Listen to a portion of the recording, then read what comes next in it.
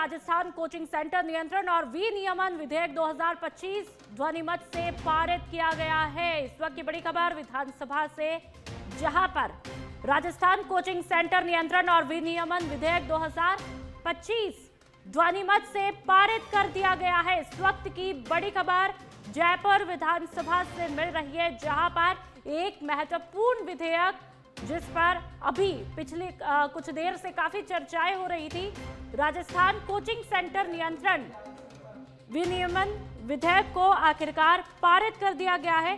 काफी लंबे समय से चर्चा इस पर हो रही थी और आखिरकार इसको ध्वनिमत से अब पारित किया गया है।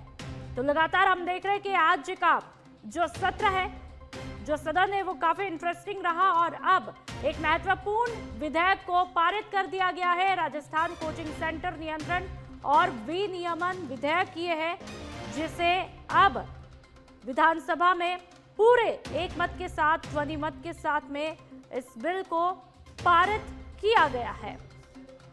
तो आज जैसा कि सत्र का दूसरा दिन है, हालांकि जब आगाज होता है दूसरे दिन तो काफी हंगामेदार तस्वीरें आती हैं।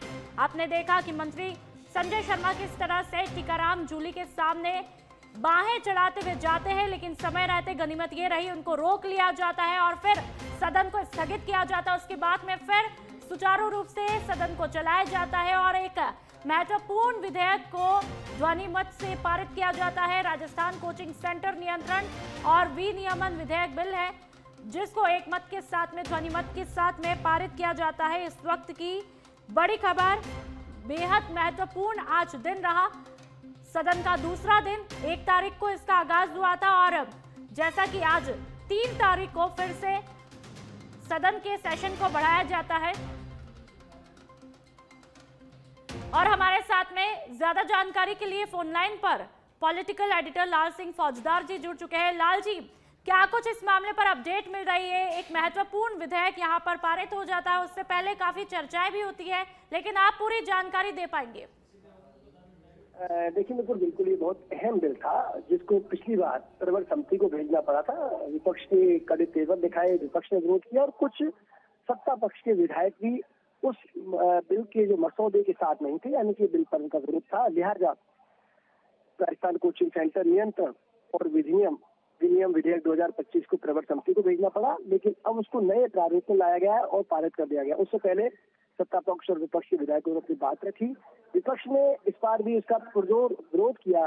नुपुर, उनका ये कहना था कि ये जो विधेयक लाया जा रहा है, खासकर मैं उल्लेख करूंगा नेता प्रतिपक्ष टीकाराम जूली के बयान का, हरीश चौधरी के बयान का, उनका जो दोनों के बयानों की अगर हम बात करें तो कुल मिलाकर वो कहना चाह रहे थे कि ये बिल जो आ रहा है वो बिल आ रहा है कोचिंग संस्थानों के हित में, ना कि विद्यार्थियों के हित में। ये बिल लाया क्यों गया? सवाल ये है कि नुपुर इस बिल को लाने की जरूरत क्यों पड़ी? वजह ये थी क्योंकि जो कोटा कोचिंग नगरी जो अपने आप में शिक्षा नगरी के नाम पे जानी जाती है, वो आखिर आत्महत्या नगरी क्यों बन गई थी? वहाँ लगातार आत्महत्याएं क्यों हो रही थी? ठीक है, बहुत बहुत शुक्रिया लाल जी तमाम जानकारी देने के लिए।